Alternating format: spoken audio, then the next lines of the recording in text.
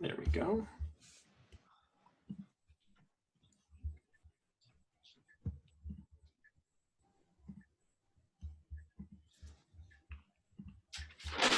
Good, Kate.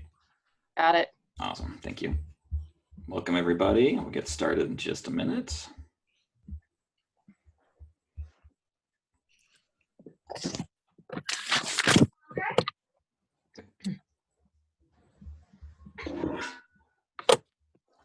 Hang on. You ready? I just want to make sure.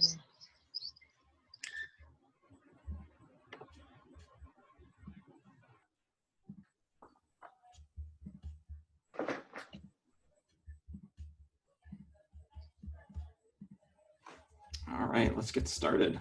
Welcome everybody. My name is Larry Law. I'm the Executive Director of the Great Lakes Independent Booksellers Association. I am joined as always by Carrie Obrey, the Executive Director of the Midwest Independent Booksellers Association, and Kate Scott, the Program Manager for MEBA.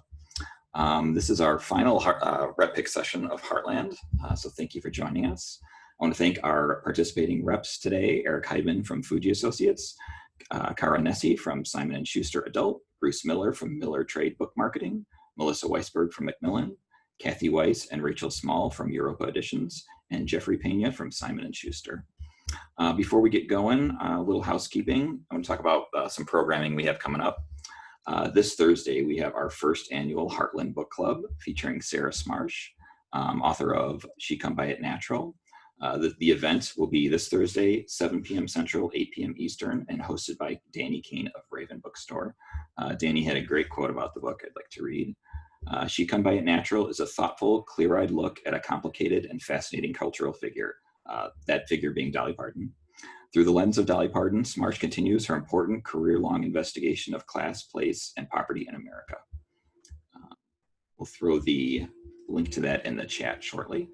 And then on Wednesday, October 15th, we have another national regional event coming up.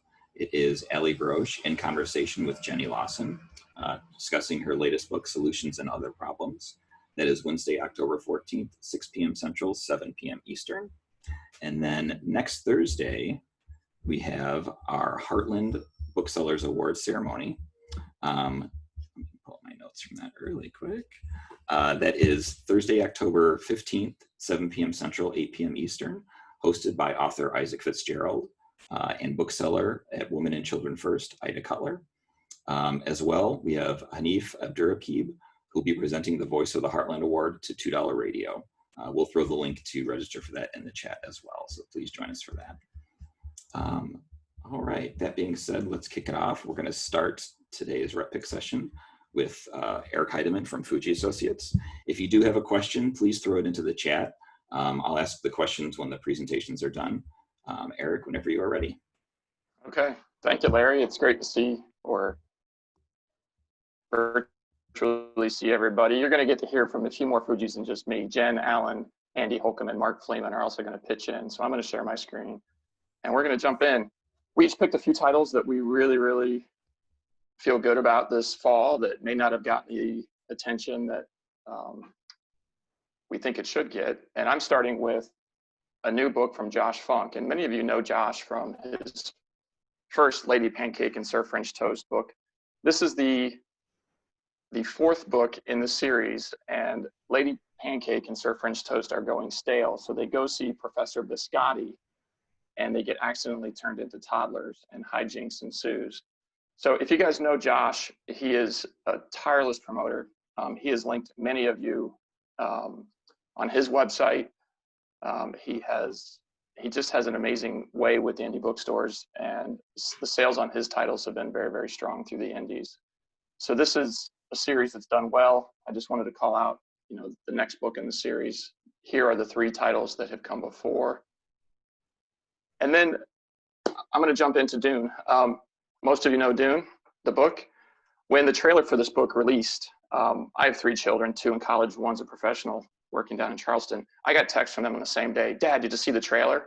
And that's what I knew. This is going to be a big deal. There's a big movie coming out on December 20th with some pretty big names. Zendaya, a couple other big names, Timothy Chalamet. So I think this is going to be a good opportunity. This is the first of 3 volumes, and they're going to come out one season after another. So sorry, you got to wait for the others, but this is going to be a big deal. I'm a huge Dune fan.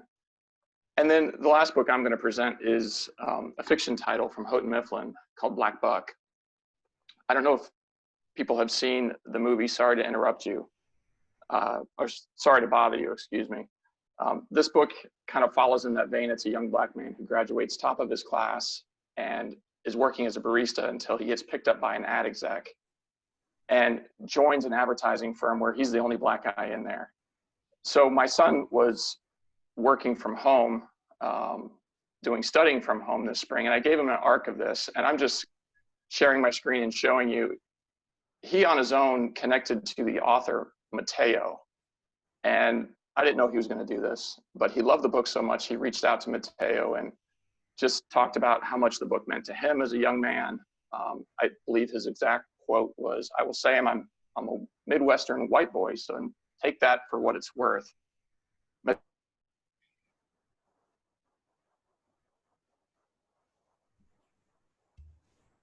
Well, you're cutting out, Mateo Eric. was great. He responded. Okay. So that is, sorry, I just got to get out of Dropbox. Those are my titles. And now I'm going back.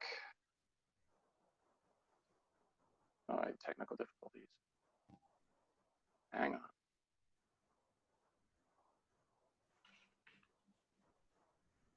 Sorry, guys. Good thing I went quick.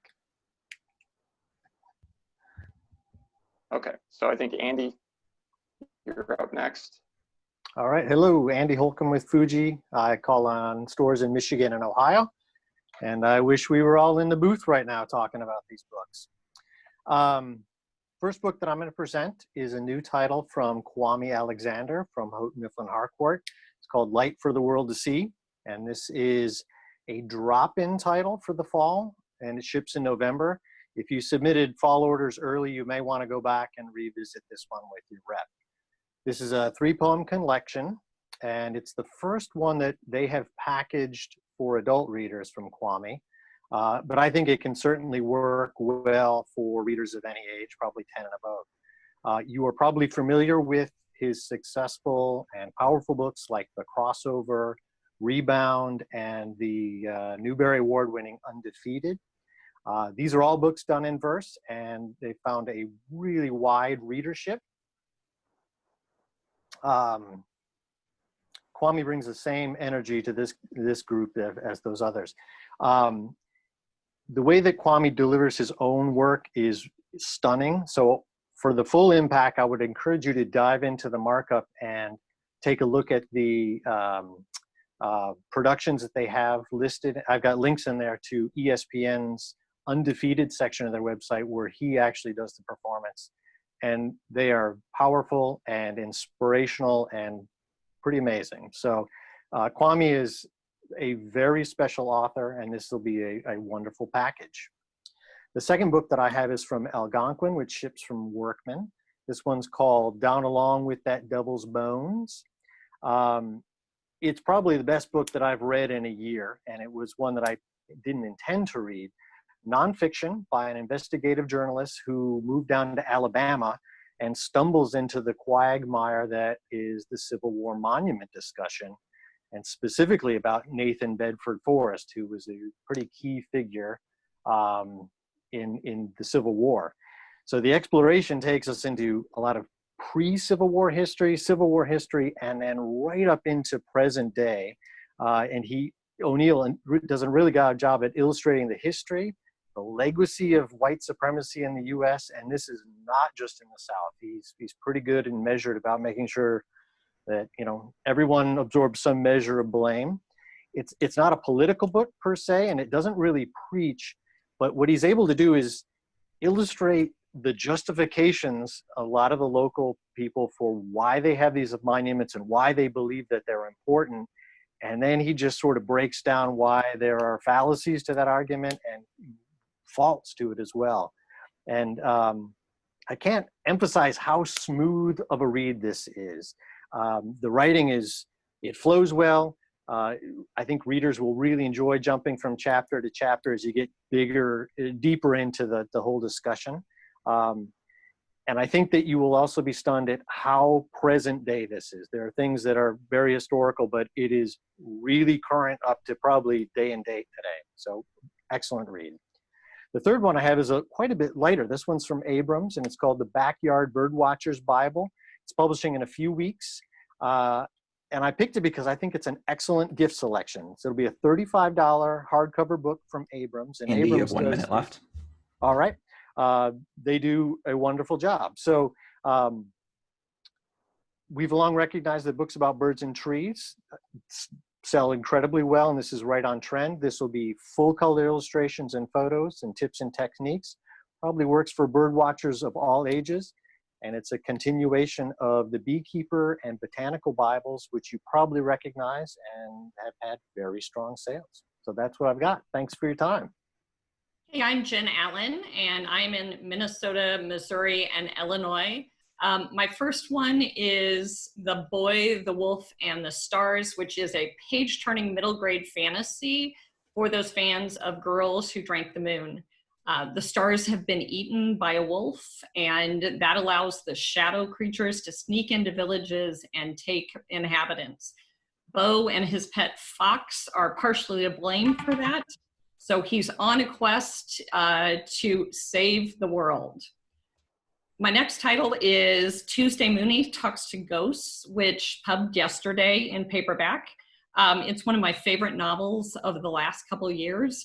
And it is a great mix-up. It's mystery, it's romance, it's supernatural. It is a billionaire sends Tuesday and a bunch of other people on a scavenger hunt through Boston, all based around Edgar Allan Poe for part of his estate. Really fun read.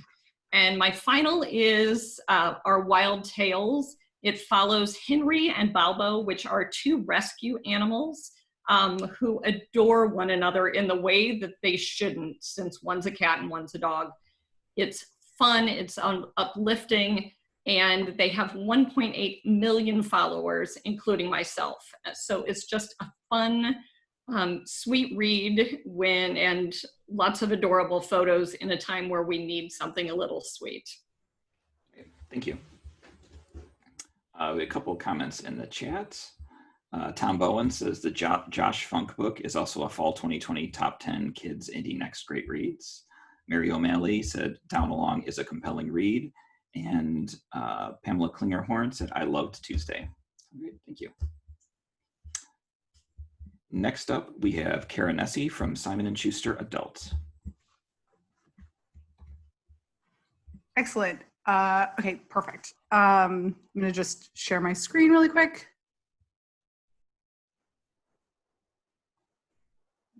For this one, right? You can see solutions, right? Yep, looks good. Perfect. Okay. Sorry, it's weird to not be able to see your screen and then I have two working. It's fine. Hi guys, really good to be back in front of all of you again. As much as I would like to be, in a conference room somewhere drinking really bad coffee, this is a decent enough substitute. I definitely want to start out this list with Solutions and Other Problems. It's one of my favorite books from 2020 across all publishers. I've been waiting for this book to come out for so many years, and I'm absolutely thrilled it's finally out in the world. Hyperbole and a Half was a big part of my college years, and so when we went into quarantine and one of my fellow indie reps had the only physical galley we had, I drove across town to her house and socially distanced, begged her to give it to me. Ali Brosh writes a masterclass in handling the ins and outs of depression, anxiety, and trauma, all while being ridiculously hilarious and fostering a deep sense of compassion and empathy. And while I wish this book came out sooner, I think now more than ever, this is the exact book for this moment, and readers are totally swarming to it. And definitely don't miss Ali's keynote on October 14th. I'm definitely going to be attending. And then next, I've got Anxious People, an indie darling, and your number one New York Times bestselling author Frederick Bachman back with a new locked room mystery. This is a poignant novel about a crime that never took place, featuring a would-be bank robber and 8 extremely anxious strangers who find out that they have a lot more in common than they thought. Bachman is a standout writer who combines comedy and tragedy in a way that always hooks a wide variety of readers, and we have already gotten a really great response to this book so far. I think it's going to be really perfect for the holidays for sure. Then after that, I've got Group. Now, I didn't mean to turn this list into a therapy session, but that might be the thing that ties the first few of these books together. Group is the next book to really fill the space that maybe you should talk to someone carved out for books about therapy in the marketplace, especially because they share the same editor, Lauren Wien, who came over to Avid. Chrissy Tate is a Chicago law student who's at the top of her class. She's finally in control of her eating disorder, but she's absolutely miserable. And when her therapist suggests that she join a therapy group, which she has to be radically honest about everything in her life, she's skeptical, but she goes anyway. Now, what comes next is a strange and terrifying and ultimately life-changing journey through the world of group therapy. And one more thing, Group is soon to be announced as a very important book pick for somebody very well known that I can't announce now, so definitely order up. Then after that is a completely different category of book, Black Sun. It is a unique fantasy novel that throws all of the old school ideas from old white men about fantasy totally out the window. Inspired by pre-Columbian Americas, the story weaves the tale of celestial prophecies, political intrigue, and forbidden magic, as well as the decadence of power and the individual struggle for breaking through society's confines. Black Sun is the start to an engrossing and epic new trilogy from a rising star of the genre, Rebecca Roanhorse. I absolutely love this book. Then after that, I've got a different kind of fairy tale, well, more of a tall tale, actually. Cuyahoga, which I know is pronounced differently in different areas, is the story of Big Sun, a spirit of the times in 1837. He's broad-shouldered, he's got shiny hair and a big laugh, and he practically made Ohio City all by himself. His feats made him a wonder, but they aren't really going to pay the bills. So he starts looking for work in the streets of Ohio City and Cleveland, the two towns who are racing to be the first great metropolis of the West. And Big Sun gets caught right in the middle. Now, narrating the story is his younger brother, Medium Sun, who gets swept up in the action and must choose between brotherly love and his own ambitions. Hilarious, profound, this frontier origin myth is perfect for fans of George Saunders and Karen Russell. Then after that, I've got Christina Lauren in a Holidays, a great romance for the season. Think of this as a mix between Love Actually and Groundhog Day. May is devastated to learn that her favorite holiday vacation spot where she and her extended family go every year won't be around next year. As she and her brother and her divorced parents head home, she asks the universe to show her what will make her happy. But of course, it doesn't work out the way that she intends. Instead, she gets caught in a time loop of the same week-long vacation with a blossoming awkward romance, and she can't figure out how to get out. With lots of heart and holiday cheer, this charming book is a great recommendation for anyone who is looking for a Christmas escape. Then after that, I've got the Decameron Project. Now, this is for those who don't want to escape the current world and would rather read their way through it. We've got this incredible collection that was just added onto the SNS list, the Decameron Project. Inspired by Boccaccio, this collection includes stories from 29 authors, including Margaret Atwood, Tommy Orange, and David Mitchell, all writing about the pandemic for the New York Times Magazine. Together, these writers help us memorialize and gain some understanding about the unimaginable times we're living through and what effect 2020 might have on the future of fiction going forward. Then, in a more nostalgic turn, the next book I've got is She Come By It Natural from New York Times bestselling author Sarah Smarsh and the winner of the MIBA Adult Nonfiction Award for Heartland, her last book. If you love Dolly Parton, whether for her music or her literacy initiatives, you're going to want this book.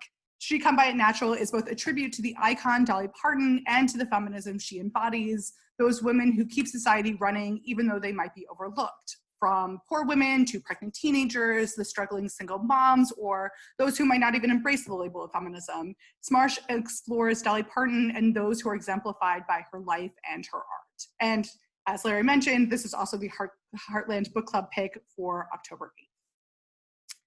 Then after that, I've got Midland for another dive into Heartland, but with a wider scope of topics. This collection of stories from leading journalists living between the coasts offers a much truer perspective of everything, including climate change, immigration, drug addiction, and more. Midland is an invaluable look into the hearts and minds of Americans who are oftentimes stereotyped, and a larger rebuke of journalism that is written, as Connie Schultz says in her intro, by people who don't live here, presuming to tell the stories of the 11 million people who do.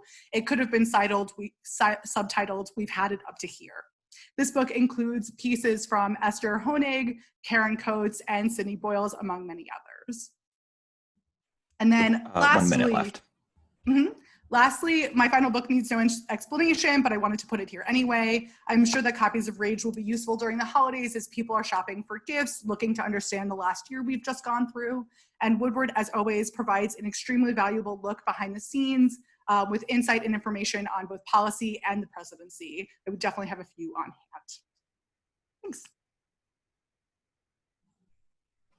Great, thank you, Cara, that was great. Mm-hmm. Lots of love in the chat, so please check that out. Make sure you're following along in the chat. Next up, we have Bruce Miller from Miller Trade Book Marketing. Well, hello, everybody. Thanks for tuning in. I'm glad I could make it possible for my fellow reps to present also. Haha, that was a joke. I wanted to give a shout out to Chuck Wilder, who said, "Procrastination can breed inspiration." I might have his quote messed up, but we were talking on the phone recently. Anyway, my first book, now all these books are either out now or soon to ship, so I'm not going to bore you with ship dates, but most of these are available or will be in the next few weeks. The first one is called The Loop, The L Tracks That Shaped and Saved Chicago by Patrick Reardon. It's going to be a cloth book. It's coming from SIU Press, Southern Illinois University Press, available through Chicago Distribution Center. It's a fascinating look at, you don't have to live in Chicago to be interested, but you have to be interested, I guess, in big cities or in Chicago history. It starts out with talking about when Chicago, the skies were basically black because, you know, the air was so bad from all the manufacturing and so on. And in the wake of the Chicago fire, real estate interests were very interested in having a system that would connect various parts of the city. And the railroad companies were keen on that too, obviously. So eventually it was built. Fast forward to when Richard J. Daley was mayor, and he considered the L system to be a noose around the neck of the city. And he wanted to get rid of it. We still have it. We still have it downtown. There's nobody there, but maybe there will be one day. But I think maybe even from a nostalgia point of view, people might be interested in looking at the heyday of the great city downtowns. Another book from SIU Press is called Edith, the Rogue Rockefeller McCormick. Edith was a Rockefeller heir who married Robert McCormick. McCormick was the family that had the Chicago Tribune and other interests, very wealthy people. They had a big estate in Lake Forest, Illinois, north of Chicago, and Robert would take his sort of biplane, I forget what you call it now, it's a boat plane, to work downtown every day. Meanwhile, Edith spent 8 years studying in Switzerland or somewhere in Europe with Carl Jung, because she was a devotee of Carl Jung. So she was kind of the black sheep of the Rockefeller family. Nobody really understood her, but she made her own way in the world and made a big impact. And so it's an interesting book about an unusual woman, and for people who like to read about the wealthy, and there are people out there who like to do that, I think Edith would be a very interesting one. Let's see, what do I have next? Now next, I have, and I almost hate to bring this up, it's got COVID in the title. Oh no. But I did want to mention it because it's from Johns Hopkins University, and they're often cited because of their data center. COVID-19 and World Order. Okay, ooh. This has essays by a lot of people who are, I would say, connected with think tanks, major universities.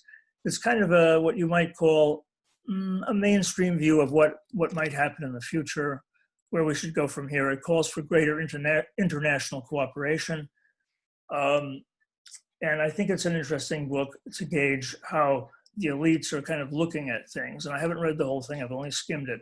And there are varying points of view from people all over the place. So that's valuable.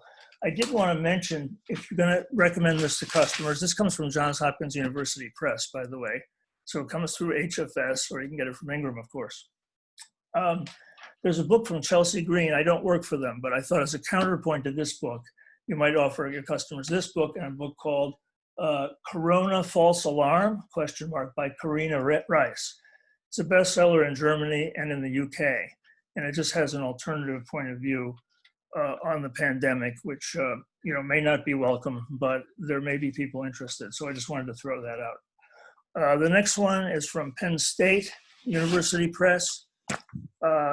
It's called Menopause. It's a hilarious book. It's a comic treatment of menopause, and it has many well-known comic artists included. And it's, I'll just read you from this one little section. Stages of a hot flash, handy guide. Stage 1, headache. Stage 2, anger. Stage 3, hunger, light headache. Stage 4, thirst. Stage 5, more anger. Stage 6, early heat. Stage 7, raging heat. Stage 8, chills sometimes. Stage 9, anger always. 5 minutes, 15 times a day. So I know it doesn't sound that funny the way I read it, but anyway, there's been a lot of interest in this in the stores, believe it or not. Believe it or not, booksellers. Okay, what's next? Now I have White People and Black Lives Matter. This one comes from Springer, Springer Nature. And you can get 50% in free freight, actually 52% in free freight from Springer if you sign up with them. But White People and Black Lives Matter is an interesting book that sort of tries to posit how we can bring people together and sort of the problems with white perception of these issues. So I think it's a very interesting one. The next one I have is a highly unusual book from a publisher called De Gruyter, and it's an art book publisher, and it's called Amish Quilts Meet Modern Art. And it's actually a exhibit catalog, but there's so many people interested in Amish quilts that I think people out there would be interested. It has illustrations of sort of classic Amish quilts paired with modern and contemporary art that is influenced by Amish quilts. And so it's really a fun book. It's 80 color photographs, 216 pages. It's $27.99 or 24 euros if you prefer to pay in euros. And so let's see, that's it. Next one is Tending the Valley. Where are you? Tending the Valley, a Prairie Restoration Odyssey by Alice D'Alessio. And this is from Wisconsin Historical Society Press. It's really a wonderful book about a couple that acquire 40 acres in Wisconsin from an elderly lady who initially didn't want to sell, but when they persuaded her that they would tend the land and really foster, its health and really keep it as sort of, something to be cherished rather than developed. You have 1 minute. Oh, okay. I'm talking too much. They sold her the land, and so it's a very fun book. What else can I sneak in here? I did want to mention a book called Insecurity from SUNY Press. It's a thriller, and I just want to read a quote. Insecurity, a quote from Richard Russo about it. Insecurity is the best kind of literary hybrid, a character-driven literary novel that functions like a taut thriller. It's also a book that's strangely in sync with our times by asking us on every page to assess a threat we can't see. So that's a good one, I think. And then University Press of Kansas has a new biography of Gene Kelly coming out, the definitive biography of Gene Kelly, the actor, dancer, and so on. It's really a great book. I'm sure it'll get a lot of reviews. Wall Street Journal tends to review Kansas books, so I'm hoping they'll review it. Let's see, what else can I talk about? We have A Day of Days is a novel by John Smollins, who's a well-known Michigan author. And this one is about this crazy incident that happened in Bath, Michigan, I think in the 20s, when this guy wired up the city and started blowing things up. He was mad about his property taxes or something. That's probably what will happen to me soon, since they're gonna, I'm sure they'll raise ours. No, I'm just kidding. But anyway, it was a very serious thing. He killed people.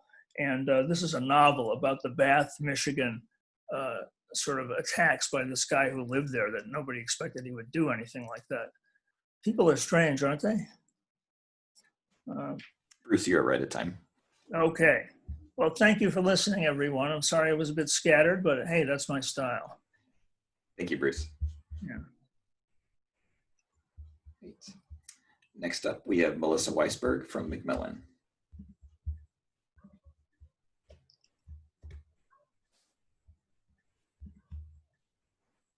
Hi. Hey, everybody. All right. I've got a few fall titles, and then I'm going to spotlight some winter things that I'm excited about. First up, we have Humans. We know, you know, this just pubbed, but I'm so excited to see it. Brandon's last book for us was 5 years ago. It was a New York Times bestseller. Since then, he has traveled the world and gone through over 40 countries, doing what he does best, interviewing people, learning their stories, taking their photos. This book is absolutely unbelievable. I'm so excited it's out. And you'll be happy to note there is no vellum cover that will rip in the carton. No books that you have to have display copies only. And it's only $35. Unbelievable gift book for the holiday. Invisible Life of Addie LaRue. She's been with us for over 7 years, has hit the New York Times bestseller list with every book.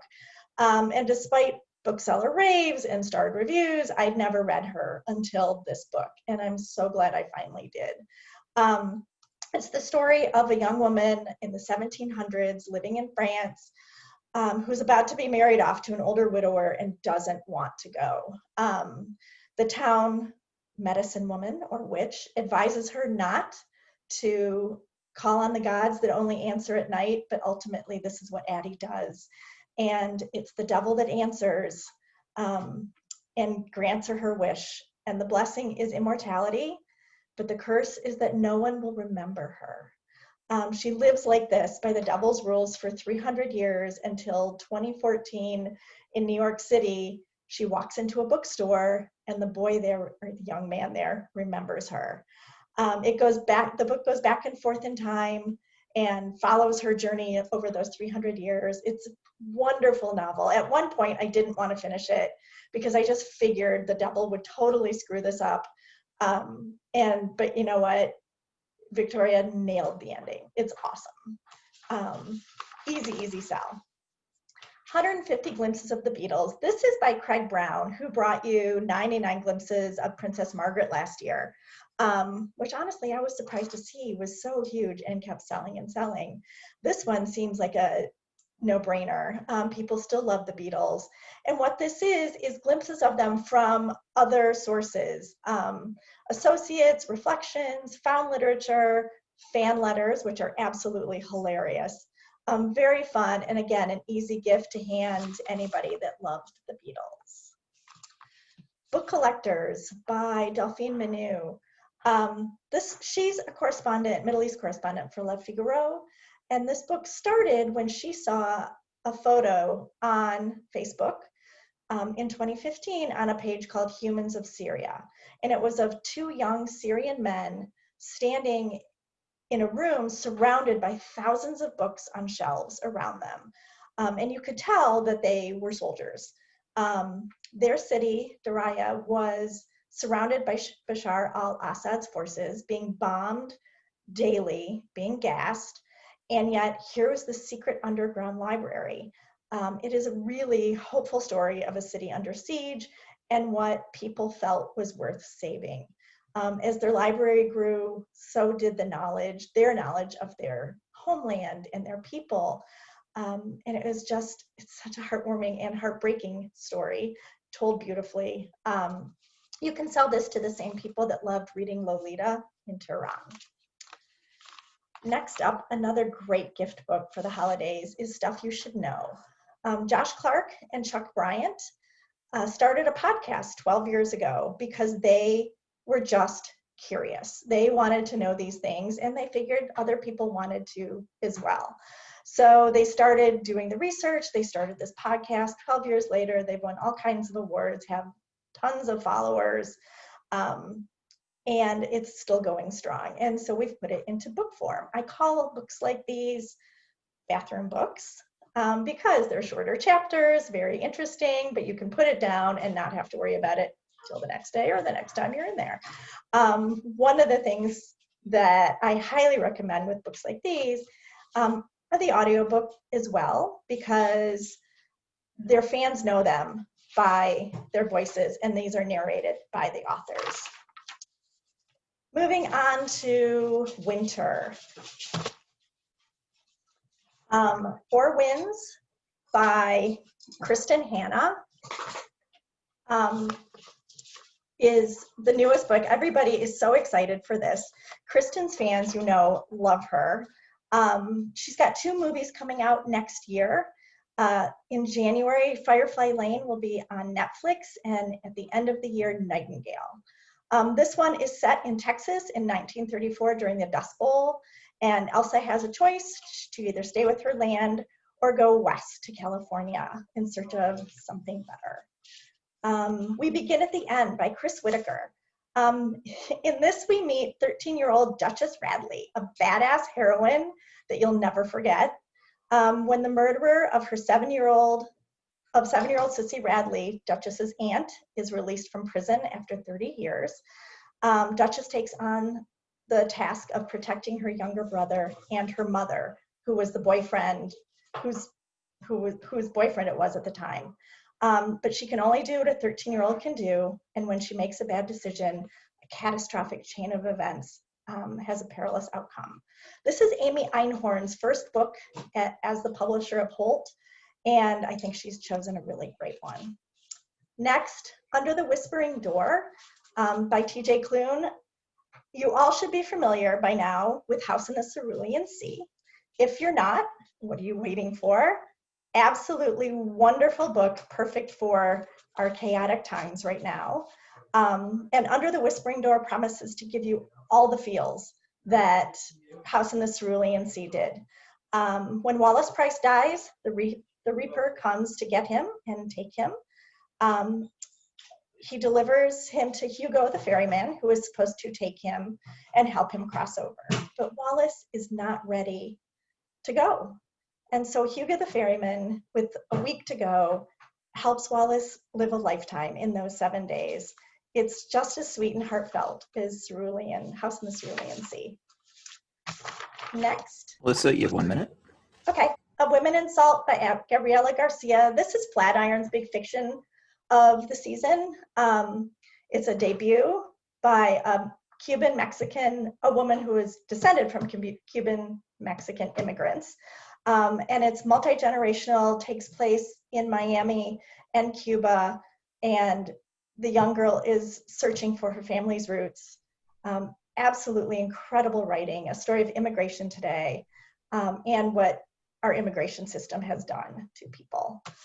Jenny Lawson, Broken. You guys have mentioned Jenny Lawson in conversation later this week.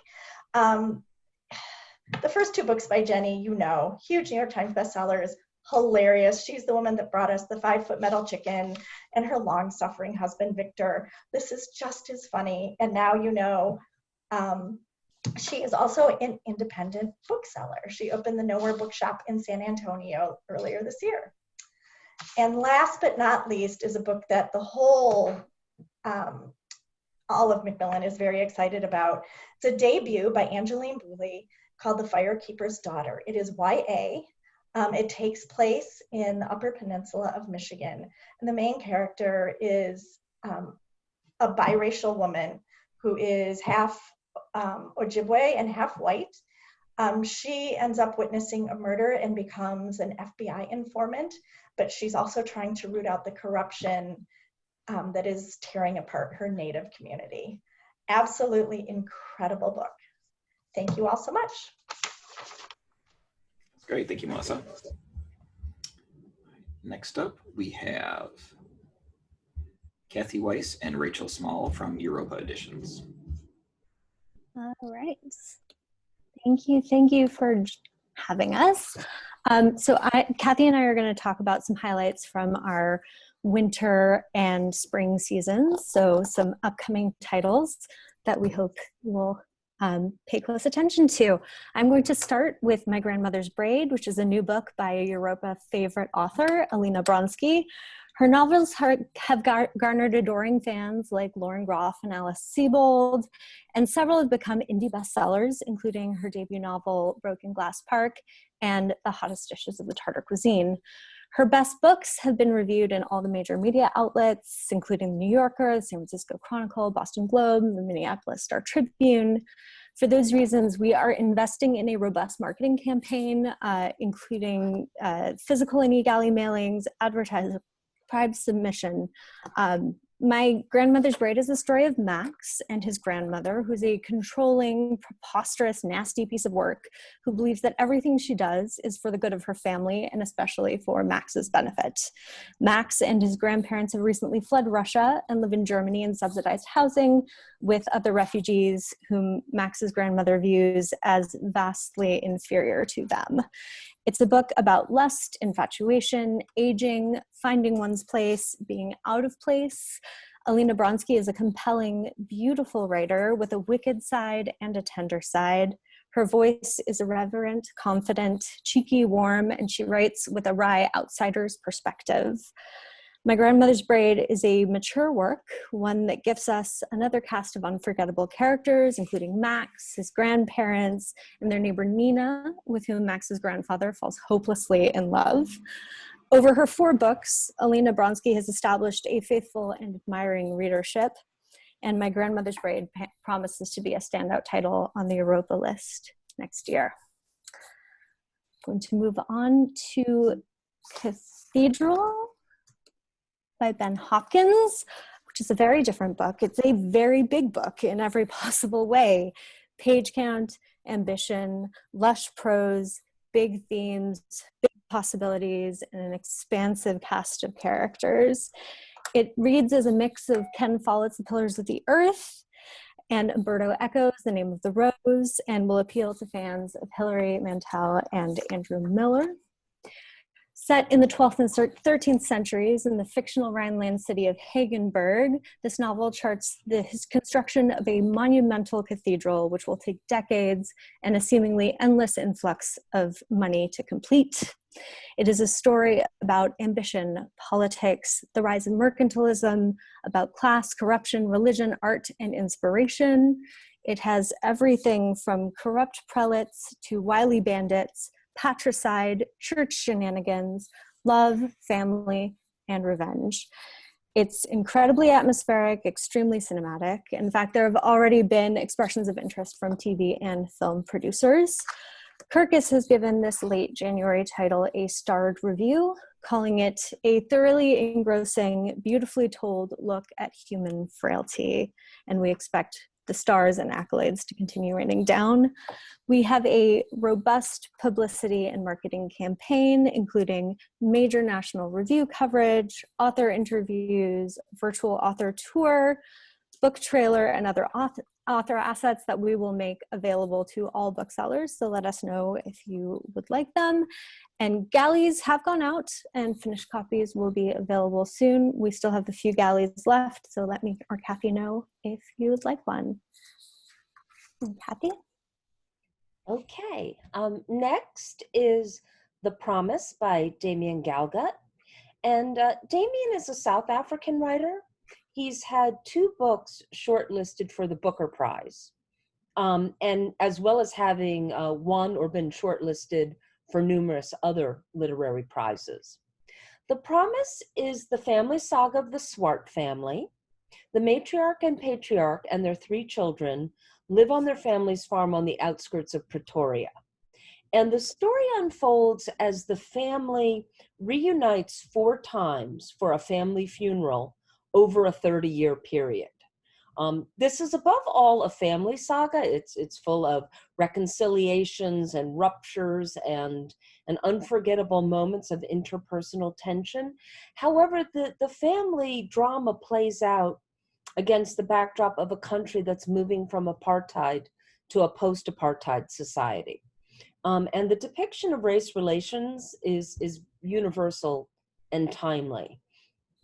As with some of Damien's previous books, like In a Strange Room, which we published and sold more than 10,000 copies, Damien's writing has a powerful cumulative effect. We will have galleys available. The author will be available for events and interviews, and there will be a major national media campaign. Thanks. The next book we have is Remote Sympathy by Catherine Fujii. This book was described to me at first as exquisitely readable, and I said, what does that possibly mean? And then I started reading it, and I totally got it. It is a moving work of commercial quality fiction for readers of All the Light We Cannot See, The German House, Suite Française, and the novels of Kate Atkinson, Anne Patchett, and Amor Towles. Catherine Fujii writes in prose that is at once lyrical and stark, propulsive and absorbing, as she tells the story of Frau Greta Hahn, who is the wife of a high-ranking SS officer and lives a life of material pleasures in her villa just outside of the Buchenwald concentration camp. As long as she ignores the patches on the servants' arms and the camp just beyond the nearby forest, she can live peacefully, or so it seems. But soon after moving into this villa, she enters into a strange alliance with one of the camp's prisoners, Dr. Leonard Weber, who's the inventor of a machine called the sympathetic vitalizer, which he believes can cure cancer. This is a polyphonic novel holding Greta's voice and Dr. Weber's voice and Greta's husband's voice and the voices of the nearby residents of the town of Weimar that both evokes and challenges sympathy. It's a timely book that looks at how individuals can either actively or tacitly be complicit in the most inhumane acts. It is, in terms of commercial potential and broad readership, unsurpassed this season on the Europa list. It has a great cover, a great package, and most of all, broad appeal. And we know that it's going to get great review coverage. Rachel, you have 1 minute left. Kathy got it. Okay. And last, but definitely not least, is Heaven by Mieko Kawakami. And I am so excited that I get to present this book, because I have to tell you, this book really blew me away. This is the second in a 3-book deal with Mieko, who really is a rising literary star. We published her first book, Breasts and Eggs, this past April, and we had to go back to print just a couple of months later. Hiroki Murakami said, "Breasts and Eggs is so amazing, it took my breath away." It received great critical acclaim in major national media. Entertainment Weekly called it a feminist masterwork, and Literary Hub said, "Almost every page contains sentences that stop me in my tracks." With Heaven, Kawakami will definitely win over even more fans. It is a very powerful and gripping story of 2 14-year-olds who are being brutally bullied at school. It is told in the voice of a 14-year-old boy who chooses to suffer in complete resignation rather than resist his tormentors. And the only other person who understands is a female classmate who suffers similar treatment by a group of girls. The portrayals of bullying are raw and realistic. I was literally so tense at times reading how cruelly these children were being bullied that like my stomach was all tense and I was like feeling sick. But, you know, in contrast to the brutality of it, it's also, you know, the relationship that forms between the two as they share their innermost thoughts and feelings and explore the violence that they're being subjected to. It is a really important and timely subject. We will have galleys. The author and translators will be available for interviews and features. There will be a major national media campaign, and the book is sure to receive extensive review coverage.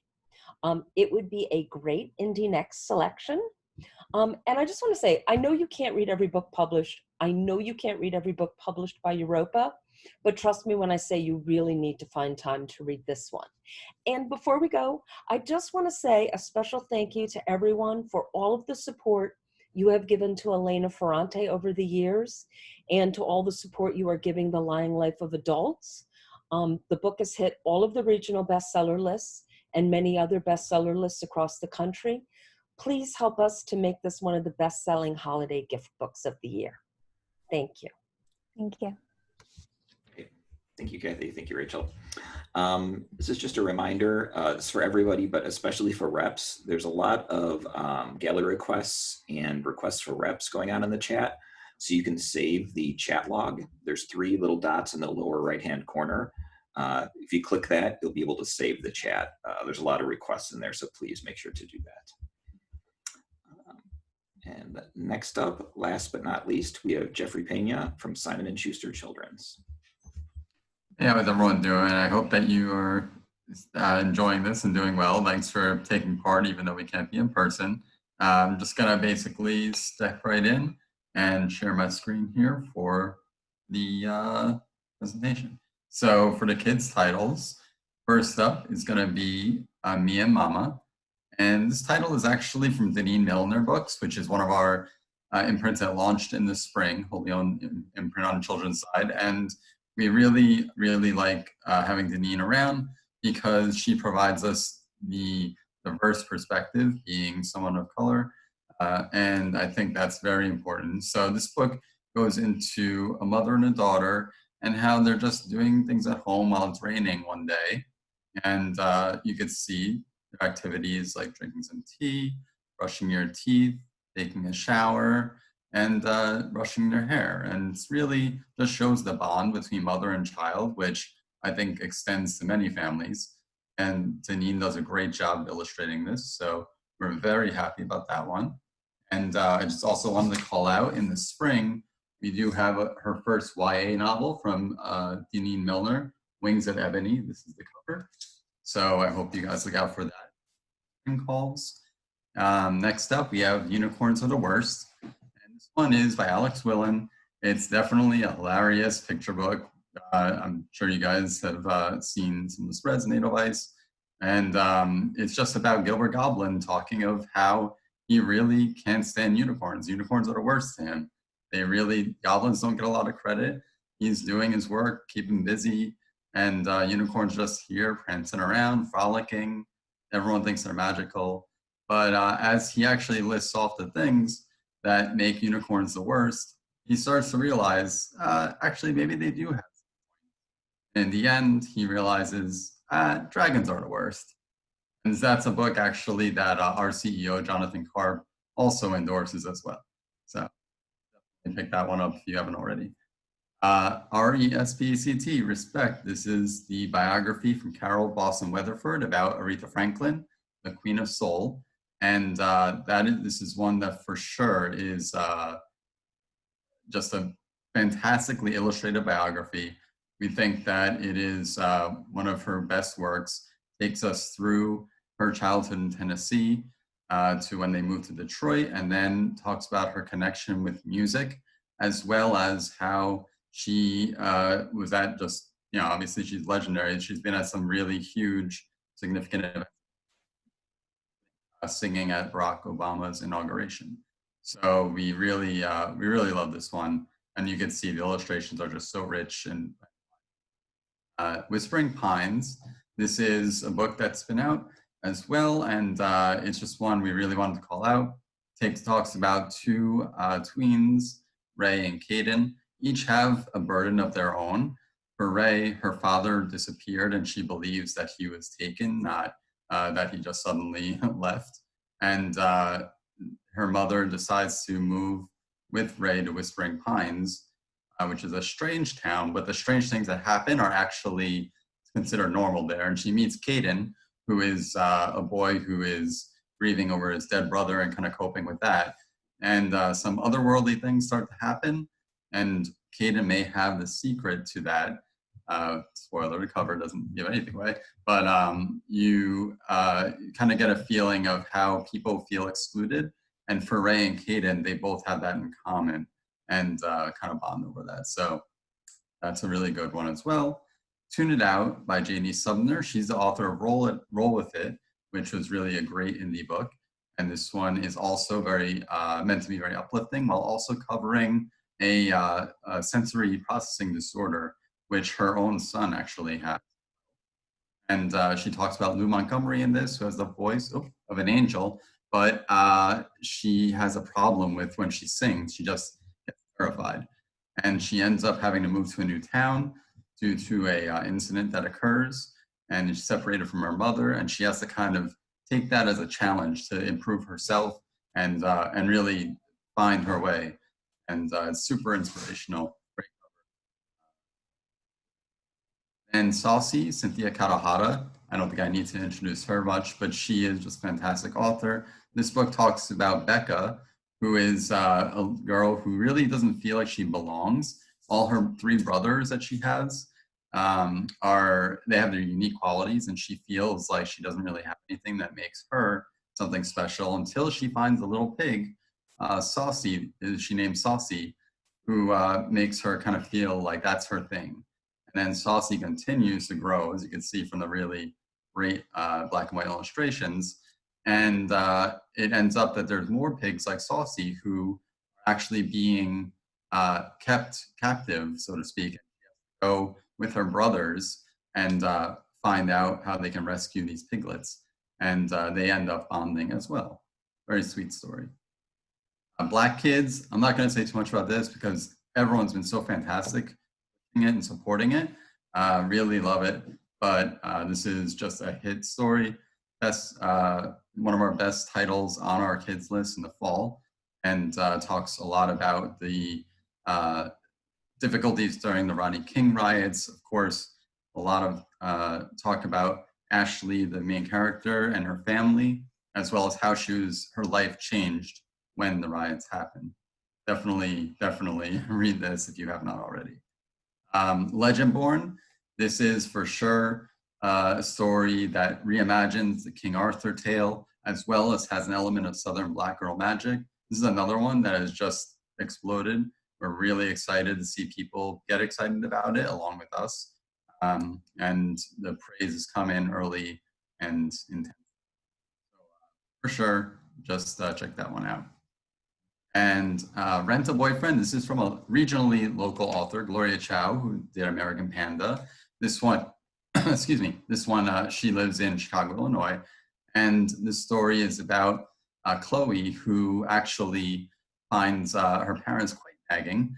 And she decides to get together with her friends and start renting boyfriends in order to satisfy her parents' nagging hands.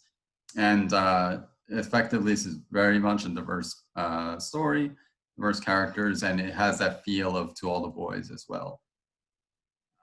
Long Way Down, the graphic novel. This one is actually just an adaptation of the Jason Reynolds story, huge bestseller. Danica Novogorodov, she really wanted to do this project, and she rarely does volunteer to do these projects, but she was so taken by it that she needed to do it. And you have 1 minute. It just came out really fantastic, as you can see with the illustrations here. And, you know, excited to move on. But Goodnight Story for Rebel Girls, this is the newest version of the Goodnight Stories for Rebel Girls. Focuses on immigrant women who changed the world, from fashion and music and entertainment to politicians to ballerinas, just the same successful formula. The what ifs, I'll just go really quick. This one is about anxiety, tackling anxiety, and it's just tackling anxiety in a time during COVID. I think kids have a lot of it. And Hans Christian Andersen is just a biography in a really good format, very sweet story. Thank you. Great, thank you, Jeffrey. All right, that wraps up today's session. Please join me in thanking Eric Heidemann from Fujii Associates, Cara Nesi from Simon & Schuster Adult, Bruce Miller from Miller Trade Book Marketing, Melissa Weisberg from Macmillan, Kathy Weiss and Rachel Small from Europa Editions, and Jeffrey Peña from Simon & Schuster Children's.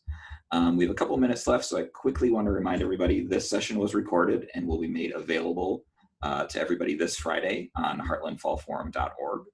As well, quick reminder for some upcoming events. This Thursday, join us for our first annual Heartland Book Club with Sarah Marsh. Wednesday, October 15th, Ellie Brosh in conversation with Jenny Lawson. And then Thursday, October 15th, our first annual Heartland Booksellers Award ceremony. So please join us then.